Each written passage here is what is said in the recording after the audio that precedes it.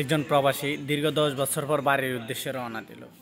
বাড়ি থেকে সবাইকে সারপ্রাইজ দেবে, কিন্তু বাড়ি থেকে সে নিজে সারপ্রাইজ হয়ে গেল, কেননা ওই দিন ছিল তার আপন ছোট ভাইয়ের বিয়ে। কিন্তু সবচেয়ে দুঃখজনক বিষয় হলো সে নিজে জানতো না যে তার আপন ছোট ভাইয়ের বিয়ে আজকে। যখন তার বাবার সামনে পড়লো, তার বাবা তাকে বললো, এত তাড়াতাড়ি চলে আসলি কোনো কিছু না জানিয়ে, এখনও তো অনেক টাকা ঋণ আছি আমরা। তখন সে জিজ্ঞেস করলো, আজকে বাড়িতে এত অনুষ্ঠান আয়োজন কিসের? তোকে তো বলা হয়নি, আজ তো তোর ছোটো ভাইয়ের বিয়ে, চল তুই আমাদের সাথে যাবি না বউ আনতে?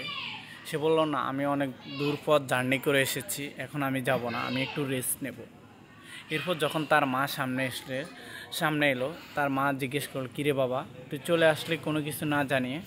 বললো, না মা, আসলে তোমাদেরকে সারপ্রাইজ দেবো বলে আমি নিজে না জানিয়ে চলে আসলাম। আসলে আমি এখন সারপ্রাইজ হয়ে গেলাম।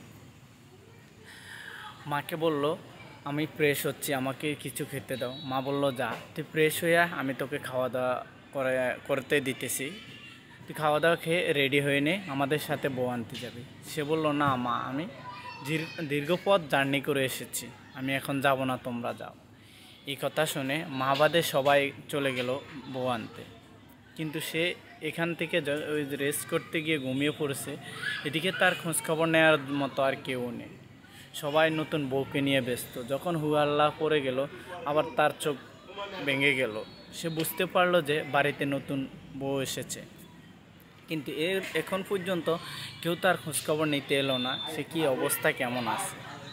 আসলে সে মনে মনে ভাবতেছে, কাদের জন্য আমি এত দিনরাত কষ্ট করে পরিশ্রম করে টাকা উপার্জন করি। সেই কথা ভাবতে ভাবতে সে ভাবতেছে, আসলে প্রবাসীদের জীবনটাই বুঝিয়ে এমন। আসলে আপনি যে যত কিছু করুন না কেন, প্রবাসীকে ভালোবাসে না, সবাই প্রবাসীদের অর্থকে ভালোবাসে। আসলে সবাই মনে করে একটা প্রবাসী এক একটা টাকার মেশিন।